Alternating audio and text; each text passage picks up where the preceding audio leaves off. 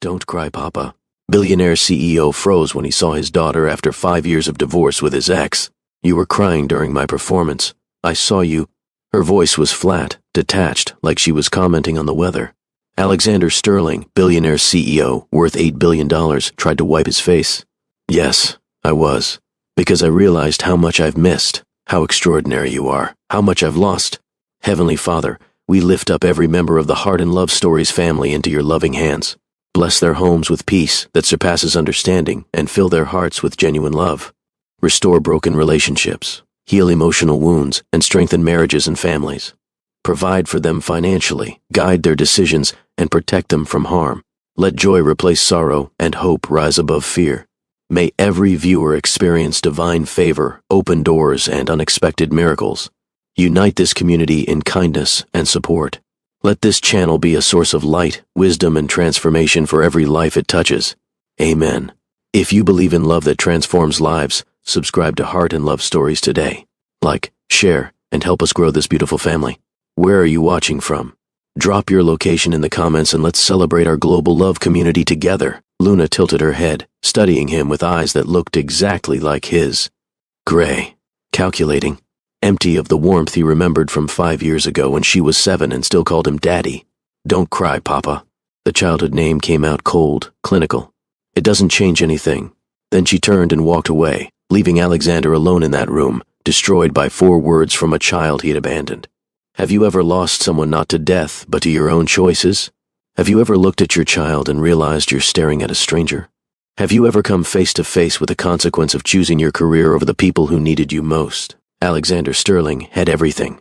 The penthouse, the private jets, the magazine covers, the respect of world leaders. But the one person whose respect actually mattered, his own daughter, looked at him like he was nobody. And tonight, that indifference was about to shatter every wall he had built around his broken heart. If this story is already touching something deep inside you, hit that subscribe button right now. Because what happens next will take you on an emotional journey about second chances, earned forgiveness, and what it really costs to come home. And if you've ever struggled with being present for the people you love, drop a comment below. You're not alone in this fight. Let me take you back to where it all started. 5 years ago, Alexander Sterling stood in a courthouse hallway, his $400 haircut perfect, his custom suit immaculate, his lawyer beside him with a briefcase full of strategies to win custody of his daughter. Not because he actually wanted to parent 7-year-old Luna, but because Alexander Sterling did not lose, ever. Losing custody felt like failure, and failure was not in his vocabulary.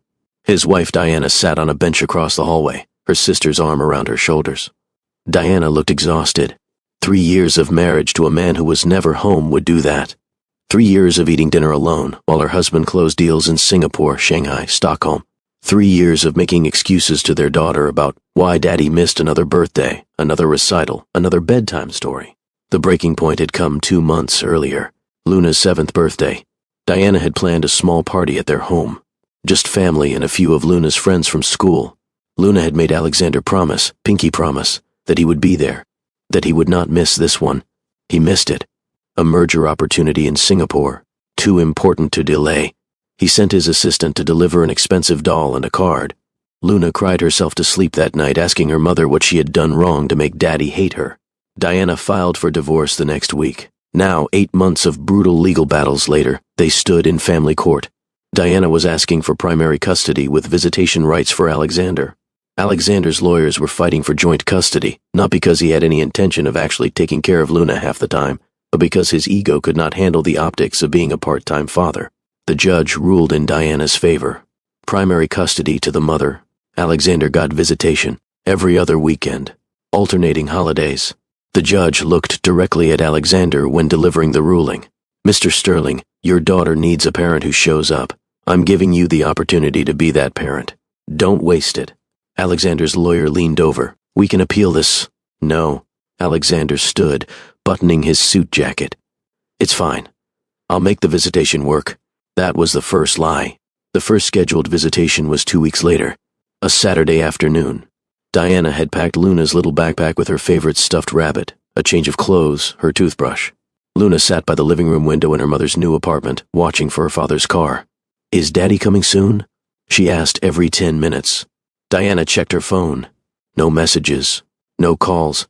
I'm sure he's on his way, sweetheart. 1 hour passed. Then 2. Then 3. Diana finally called Alexander. It went to voicemail. She tried his office. His assistant answered with practiced politeness. Mr. Sterling is currently in a board meeting in Boston. He's unavailable. May I take a message? Boston. He was in Boston. On his visitation day. He had not even called. Diana hung up and looked at her daughter, still sitting by the window, still waiting. How do you explain to a 7-year-old that her father chose a meeting over her? Baby, Daddy had an emergency at work. He can't make it today. Luna's face crumpled, but he promised. I know, sweetheart. I know. That was the first missed visit. There would be many more. Week after week, Luna would pack her backpack, sit by the window, wait. Week after week, Alexander would not show. Sometimes he would send last-minute texts. Business trip, client emergency, unavoidable conflict. Sometimes he would not even bother with an excuse. He would just not appear. Diana tried to coordinate with him, tried to hold him accountable, tried to make him understand what he was doing to their daughter. But Alexander had perfected the art of avoidance. He communicated only through assistants and lawyers. He sent child support payments that were triple what the court required, as if money could substitute for presents. By month 6, Luna stopped asking when Daddy was coming. By month 8, she stopped packing her backpack. By year 1, she stopped talking about him entirely. Diana watched her bright, joyful daughter become quiet and withdrawn. Luna started therapy at age 8 to deal with abandonment issues. She would wake up from nightmares asking if she had done something to make her father leave. You didn't do anything wrong, baby, Diana would tell her, holding her tight. Sometimes adults make terrible choices. This is not your fault. But children do not understand nuance. Children measure love in presence. And Alexander's absence spoke louder than any words. Meanwhile, Alexander threw himself into his company with manic intensity. Sterling Tech Industries went from a $2 billion valuation to $8 billion in those 5 years. He acquired competitors, expanded internationally, became the darling of Wall Street. Forbes put him on the cover. Time named him one of the world's most influential people. He dated models and socialites, relationships that lasted weeks before fizzling out because he was incapable of real intimacy. His penthouse apartment in the financial district was a monument to his success. Floor-to-ceiling windows overlooking the city, minimalist furniture that cost more than most people's cars, art on the walls from galleries in Paris and New York, and absolutely no photographs, no memories, no reminders of the family he had destroyed. His therapist, the one his company's wellness program required him to see after a stress-related health scare, asked him once, Alexander, what are you running from? I'm not running. I'm building. Building what? Legacy, empire, success. And how's that working out for you? Are you happy? Alexander had fired that therapist and found one who asked fewer uncomfortable questions. But late at night, alone in his sterile penthouse, the questions would come anyway. Where was Luna now? What did she look like? Was she still angry at him? Did she think about him at all? He would pull out his phone, scroll to Diana's contact, type messages he never sent. How is Luna? Can I see her? I'm sorry. Delete, delete, delete. He told himself he was giving them space, that they were better off without him, that Luna had moved on, and he would only disrupt her life by showing up now. But the truth, the ugly truth he would not admit even to himself, was that he was terrified. Terrified of seeing the hurt in his daughter's eyes, terrified of facing the consequence of his choices, terrified of being rejected by the one person whose opinion actually mattered. So he stayed away, and the distance grew from months to years. Then came the invitation to Sterling Tech's annual Children's Hospital Charity Gala. Alexander's company sponsored it every year. He was expected to attend, give a speech, write a large check, shake hands with donors, corporate responsibility, good optics. He had attended this event for the past 4 years without incident. What he did not know was that this year, the gala had partnered with the City Youth Performing Arts Program.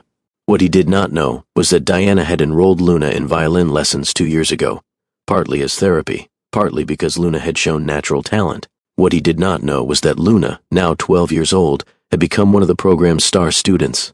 What he did not know was that his daughter was the featured performer. Alexander arrived at the gala in his usual style. Driver dropped him at the entrance of the Grandview Hotel. Cameras flashed. Reporters called his name. He smiled his practice smile, waved, walked into the ballroom in his custom tuxedo. The room was elegant. Ice sculptures, String quartet, tables decorated with winter flowers, hundreds of the city's elite mingling, drinking champagne, pretending to care about sick children while really networking and being seen. Alexander made his rounds, shook hands with a hospital board chair, discussed a potential partnership with another tech CEO, laughed at a donor's terrible joke. He was in his element, comfortable, in control. The MC stepped to the microphone. "Ladies and gentlemen, if you could please take your seats. We have a very special performance for you this evening." Alexander found his assigned seat at the front table, half listening as he checked his phone. 3 emails from his COO, a text from his assistant about tomorrow's schedule, a notification about stock prices. The MC continued. "Our featured performer tonight is a remarkable young talent from the City Youth Performing Arts Program. At just 12 years old, she's already won multiple regional competitions and has been invited to audition for the National Youth Orchestra. Please welcome Luna Sterling." Alexander's head snapped up so fast he almost dropped his phone. Luna Sterling, his Luna. The room erupted in polite applause as a young girl walked onto the stage, violin in hand. Alexander could not breathe, could not move, could not process what he was seeing. She was tall now, so much taller than the 7-year-old he remembered. She had Diana's dark hair, long and pulled back in an elegant bun. She wore a simple white dress that looked nothing like the princess costumes she used to love. But her eyes were his. Gray, serious, focused. She looked like a stranger. She looked like his daughter. She looked like everything he had missed. Luna positioned herself center stage, adjusted her violin, raised her bow. The room fell silent. Then she began to play.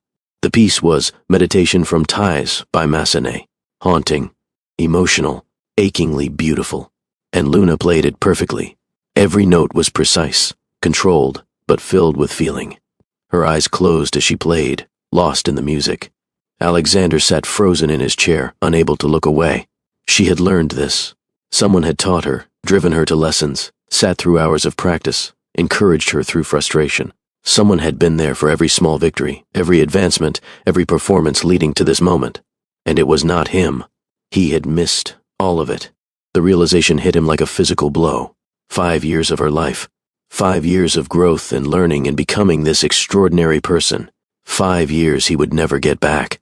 Tears started streaming down his face. He did not try to stop them. Around him, people noticed. The unflappable Alexander Sterling, billionaire CEO, crying at a charity gala. Phones discreetly came out. Photos were taken. Let them look. Let them talk. Nothing mattered except the girl on that stage. Luna played the final notes, held the last one until it faded into silence. The room erupted in applause. She opened her eyes, lowered her violin, took a small bow. Then she scanned the crowd, and her eyes found his. For one heartbeat, they locked eyes across the ballroom.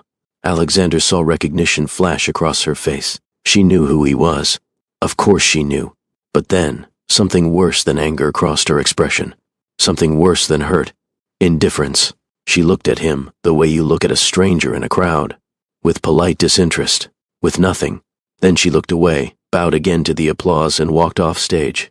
Alexander could not stay in that room, could not sit through speeches and dinner and small talk. He stood abruptly, ignoring the confused looks from his table mates, and pushed through the crowd toward the exit. He made it to a side hallway before his legs gave out. He leaned against the wall, then slid down to the floor, gasping for air through sobs that felt like they were tearing him apart. She had looked at him like he was nobody, because to her, he was nobody. He had done this. He had chosen this. Every missed visit, every ignored call, every prioritized meeting. He had systematically erased himself from his daughter's life, and now she had erased him from her heart. "You okay there, son?" Alexander looked up through blurred vision to see an older man standing over him. The man wore a janitor's uniform, held a mop, had kind eyes that held no judgment. "I'm sorry." Alexander tried to pull himself together, stand up, be the composed CEO everyone expected. "I'm fine. I just needed a moment." "You don't look fine." The man set down his mop and, to Alexander's surprise, sat down on the floor beside him.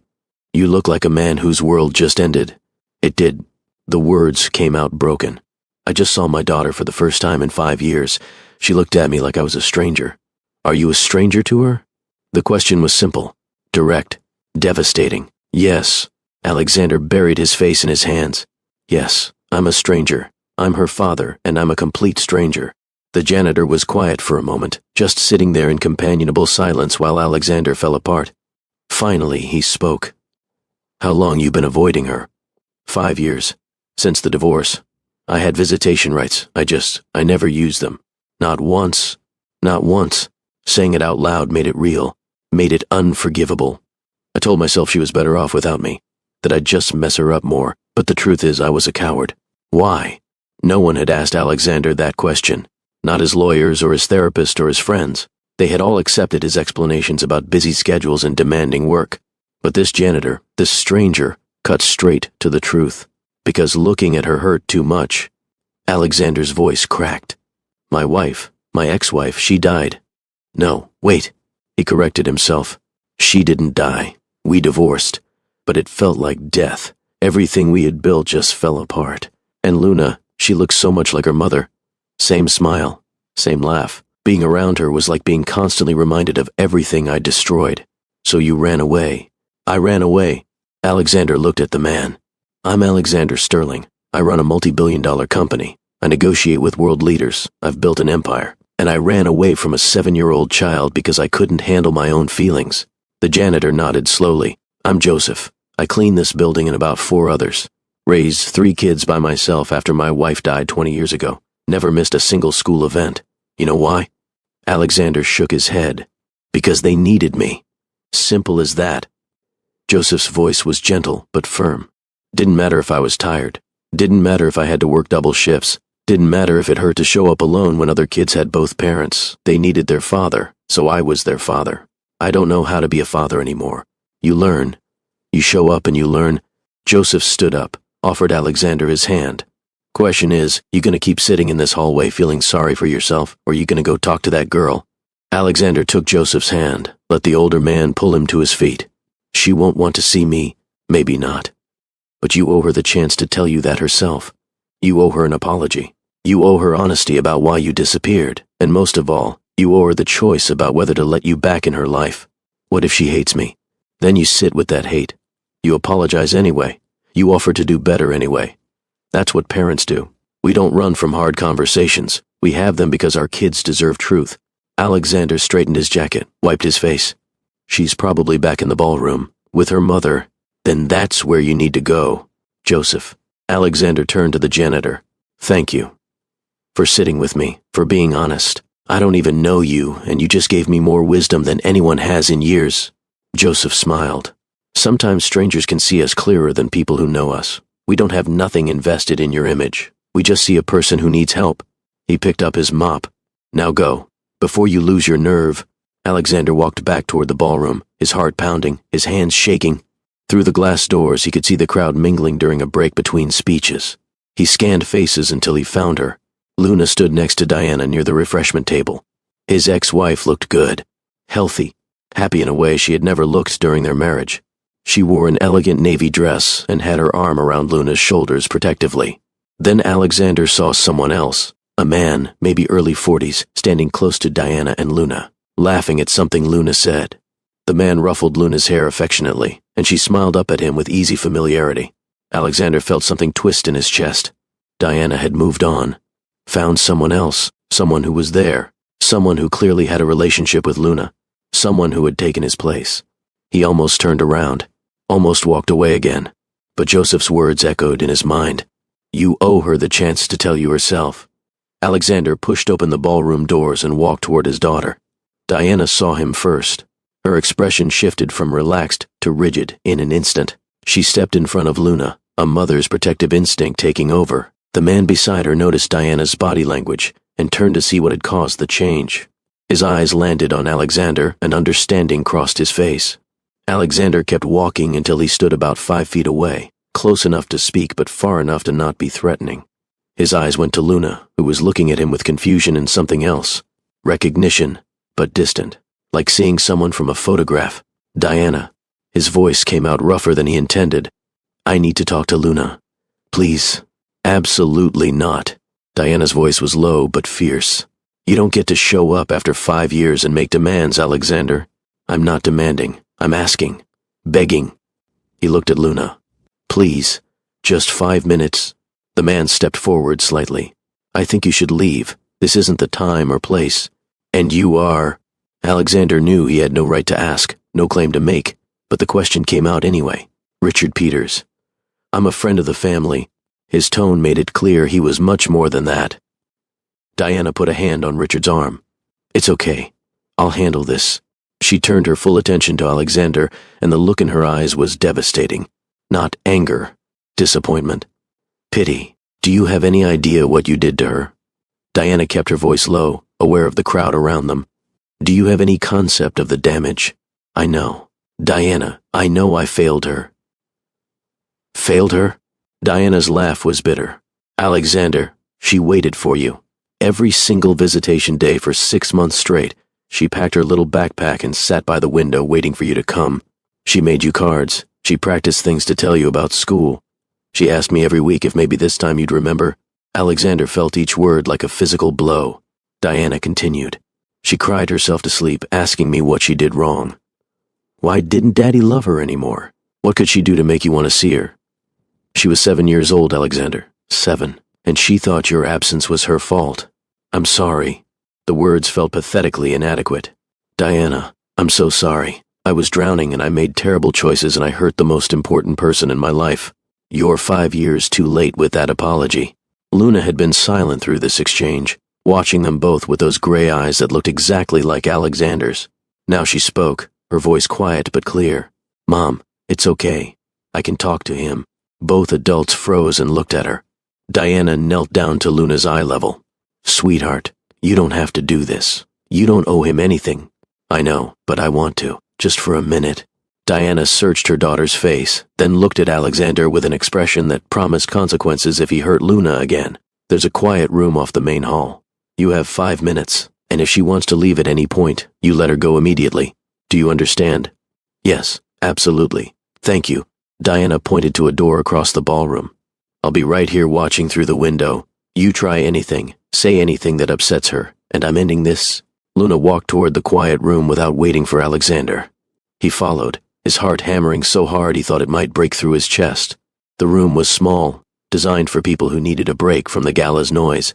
Comfortable chairs, soft lighting, bookshelves along one wall. Luna sat in a chair, her posture straight, her hands folded in her lap. She looked composed in a way that seemed impossible for a 12-year-old. Alexander sat across from her, suddenly unable to find words. What do you say to the daughter you abandoned? How do you begin to apologize for 5 years of absence? Luna broke the silence. You were incredible tonight. Your performance. I had no idea you played violin. Luna's response was matter-of-fact, no emotion. Why would you? You haven't been around. Direct hit. No malice in her tone. Just truth. You're right. Luna, I'm so sorry. Why are you sorry now? It's been 5 years. Because I saw you tonight and I realized what I've lost. What I threw away. Luna tilted her head, studying him. I used to wait for you. Did Mom tell you that? Alexander nodded, not trusting his voice. I thought maybe you were sick, or your car broke down, or you forgot our address. She spoke like she was recounting something that happened to someone else. Then I thought maybe I did something wrong, that you were mad at me. Luna, you didn't do anything wrong. This was all me. My failure, my cowardice, my terrible choices. I made you a Father's Day card in 2nd grade. Mom tried to hide it because she knew you wouldn't come get it, but I made her mail it anyway. Did you get it? The question was a knife. Alexander didn't remember. He had probably had his assistant sort his mail. The card could be anywhere or nowhere. Thrown away, unread. I don't know. I'm so sorry, Luna. I stopped making cards after that, stopped waiting. It hurt too much. I'm sorry, Alexander said again, knowing the words were useless but having nothing else. Luna looked at him with those impossibly composed eyes. I'm not sad anymore. I was sad for a really long time, but then I got used to it. Got used to you not being there. Luna, Mr. Peters comes to my recitals. He taught me how to ride a bike when I was 9. He helps me with math homework. He's not my dad. But he shows up. That's more than you ever did. Hearing about another man filling the role he had abandoned was agony. But Alexander forced himself to listen, to sit with the consequences. You deserved someone who showed up. I'm glad you have Richard. Luna seemed surprised by that response. Really? Really? You deserved a father who was present. Since I wasn't there, I'm grateful someone was... They sat in silence for a moment. Then Luna asked the question that mattered most. Why are you telling me this now? Because you saw me perform and felt guilty. What happens tomorrow? Will you disappear again? I don't know how to prove I've changed. I can't undo 5 years. Alexander leaned forward. But Luna, if you're willing, if your mother's willing, I want to try. I want to be your father, not the guy who sends expensive birthday presents, the person who actually shows up. Luna watched him carefully. Words are easy. Being there is hard. I know. You're absolutely right. I need to prove it with actions. I don't trust you. She said it simply, factually. The last time I trusted you to show up, you didn't. Over and over and over. That's fair. I have to earn your trust back. Luna stood up, and Alexander thought she was leaving. Instead, she walked to the window, looking out at the city lights. When she spoke, her back was still to him. If you want to try, it has to be real, not some guilt thing that lasts a month. Real. What does that look like? She turned to face him. Start small. Coffee. Once. And if you actually show up, maybe we try again. But I'm not going to wait around for you anymore. If you say you'll be there and you're not, that's it. I'm done. I'll be there. I promise. People promise a lot of things. Luna walked toward the door, then paused. You were crying during my performance. I saw you. Yes. Because I realized how much I've missed. How amazing you are. How much I've lost. Luna's expression shifted slightly, the composed mask cracking just a bit. Don't cry, Papa. It doesn't change anything. The word Papa, the name she had called him as a little girl, destroyed Alexander completely. She walked out, back to her mother and Richard, leaving Alexander alone with his tears and a sliver of hope. If this conversation is hitting you hard, I need you to pause and subscribe right now. This story goes somewhere powerful, and you need to see where it leads. Drop a comment and tell me, do you think Alexander deserves a second chance? Let's talk about it in the comments. The next 3 months were the hardest of Alexander's life, not because of business challenges or financial pressures, but because showing up consistently for coffee with his daughter required a kind of courage he had never needed before. The first coffee date almost didn't happen. Alexander arrived 45 minutes early, terrified Luna wouldn't come. He sat in the small cafe she had chosen, checking his watch every 30 seconds. When she walked in exactly on time, with Diana waiting in the car outside, Alexander felt relief so intense it was almost painful. They talked for 30 minutes. Awkward small talk. How's school? Fine. What's your favorite subject? Art. Do you still like the same books you used to? I don't know what I used to like. I was 7. Every answer was a reminder of how much he had missed, how little he knew about this person who was his daughter. As they were leaving, Luna paused. Same time next week? Really? Alexander couldn't hide his surprise. If you show up, he showed up. Every single week, he showed up. Week 3, Luna mentioned she had an art show at school. You can come if you want. Mom and Mr. Peters will be there. Alexander cleared his entire afternoon, canceled a board meeting, showed up early, and stood awkwardly among the other families looking at student artwork displayed in the school gym. Then he saw Luna's piece and stopped breathing. It was a painting titled Before and After. The before showed a family of 3 holding hands, smiling, complete. The after showed a girl alone, her shadow stretching long behind her. Luna found him staring at it. That's from when I was 8. Luna, I'm so sorry. She shrugged. It's old. I'm not that sad anymore. But she was watching to see if he would stay for the whole show or leave early. He stayed, met her teachers, asked questions about her other artwork, stayed until the very end. Afterward, Luna gave him a small smile. You came. I said I would. People say lots of things. Week 6, over coffee, Luna asked the question he had been dreading. Why did you really stop coming after the divorce? Alexander had to choose. The comfortable lie, or the painful truth. He chose truth. Because seeing you hurt too much. You look like your mother. You have her creativity, her way of seeing beauty in everything. Every time I looked at you, I saw everything I had destroyed. Our family, our happiness. Running away into work was easier than facing what I'd lost. Luna processed this. So, you left me because you were hurting? Yes, and that was inexcusable. Adults are supposed to handle their pain without abandoning their children. I failed you in the worst way possible. Yeah, you did. No anger. Just fact. But she came back the next week. And the week after that, week 12, Luna invited Alexander to dinner at Diana's house. He was terrified, but agreed. Met Diana's boyfriend Richard properly. Watched Richard interact naturally with Luna. Saw the easy jokes, the comfortable familiarity. After dinner, Richard pulled Alexander aside. I know this is awkward, but I love that kid. I'm not trying to replace you. You're not replacing me, Alexander said honestly. You're being what I should have been. Richard studied him. Luna needs consistency. If you're going to be in her life, you have to be all in. No more disappearing. I understand. Good. Because if you hurt her again, you'll answer to me. Alexander respected that. Fair enough. Month 5 brought the real test. Alexander's company faced a crisis.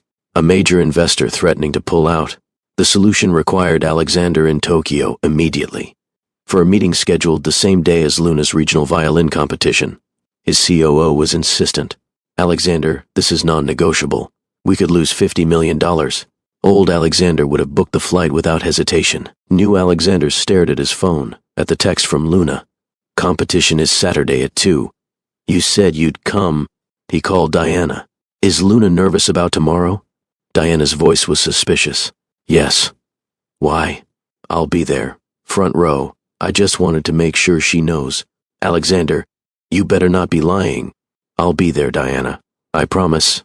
He called his COO back. Send Elena. Give her full authority to negotiate. This is your company. They want you, and I have a daughter who needs me. Elena is brilliant. She'll handle it. This could cost us the deal. Then it costs us the deal. I'm not missing Luna's competition. The next day, Alexander sat front row at the competition. Luna saw him backstage and surprise crossed her face. She played beautifully, took second place, was disappointed but gracious. Afterward, Alexander found her. You were phenomenal. I didn't win. You were still phenomenal. I'm so proud of you. Luna looked at him carefully. Did you have something else today? I heard Mom mention Tokyo. Alexander knelt to her level. Nothing is more important than being here for you. Nothing. Luna stared at him, emotions warring on her face. You chose me over work? Every time from now on. You're my priority, Luna. Not business, not money, not anything else. Luna's composure finally cracked. She started crying. You've never chosen me before. I know. And I'm so sorry. But I'm choosing you now. I'll choose you every single day for the rest of my life. Luna hugged him. The first real hug in 5 years. They both cried, holding on to each other in that competition hallway, healing something that had been broken for far too long. 6 months after that night at the gala, Alexander and Luna had dinner together every week. He attended every recital, every art show, every school event. He learned her favorite foods, her friend drama, her dreams of maybe studying music in college. She started calling him Dad again instead of Alexander. One Saturday they were sitting in a park eating ice cream when Luna spoke. Dad, I forgive you. Alexander froze. What? For leaving, for missing 5 years. I forgive you, Luna. You don't have to say that. I know, but I want to. You've shown up every single time for 6 months. You changed your whole life. You chose me over a $50 million deal. You're not the same person who left. I don't want to carry anger at someone who doesn't exist anymore. Alexander was crying again. Thank you, Luna, thank you. I don't deserve it. Maybe not, but that's what forgiveness is, giving grace when it's not deserved. You taught me that, by showing me what it looks like to start over. 1 year after the gala, Luna performed at another charity event. This time, Alexander sat in the front row by invitation. Afterward, she introduced him to her music teacher. This is my dad. He comes to everything now. The pride in her voice made Alexander's heart soar. Later, she asked, Are you glad you came to the gala last year? That night changed my life. Seeing you made me realize what I'd lost. I'm glad you came too. Even though it was scary, I needed you to see who I became. And I needed to see if you cared enough to try. I'll never stop trying, Luna. You're the best thing I ever created. She hugged him tight. Don't cry, Papa. Happy tears this time. Only happy tears. Before we end, I want you to understand something important. This story is not just entertainment. It carries lessons that could change your life, or the life of someone you love. Divorce affects millions of families. Children who experience parental absence often internalize it as personal rejection. They ask themselves what they did wrong, why they were not good enough to make their parents stay. This emotional damage can last a lifetime if not addressed. But here is the truth. It is never too late to start showing up. Second chances are possible, but they must be earned through consistent action, not empty promises. Children are remarkably resilient when adults take real accountability and demonstrate genuine change. Alexander's story teaches us that professional success means nothing if we lose the relationships that matter most. Money cannot substitute for presence. Buildings and empires and bank accounts cannot hug you back, or tell you they are proud of you or forgive you when you fail. Showing up is the foundation of trust. For parents going through divorce or separation, your children need you present, not perfect. They need consistency more than they need expensive gifts. They measure love in time, in attention, in being there for the ordinary moments that accumulate into extraordinary relationships. If you are an absent parent, start today. One phone call, one text, one coffee date. Be consistent. Show up even when it is uncomfortable. Apologize without making excuses. Accept that forgiveness takes time and must be earned. If you are the custodial parent protecting your child, consider allowing second chances when genuine change is evident. Not for the absent parent's sake, but for your child's healing. Children benefit from healthy relationships with both parents when possible. If you are the child waiting for a parent to show up, know this: their absence is not your fault. You are enough. You always were enough. Their failure to be present reflects their issues, not your worth. The most important architecture we build is not made of steel and glass. It is built with presence, with vulnerability, with consistent love. Those are the structures that last. Those are the legacies that matter. Alexander lost 5 years he can never recover, but he gained a future by choosing differently. Every day is a new opportunity to prioritize what truly matters. Do not wait for a crisis to realize who needs you. Show up now, today, before it is too late. If this story moved you, I need you to do 3 things. Hit that subscribe button, hit that like button, and share this with someone who needs to hear it. Your engagement helps this message reach people who desperately need it. Drop a comment below. Tell me your story. Have you been the absent parent trying to come back? The child waiting for someone to show up? The custodial parent protecting your kids? Let's talk about it. Let's support each other. Thank you for being here. Thank you for listening. And remember, it is never too late to come home.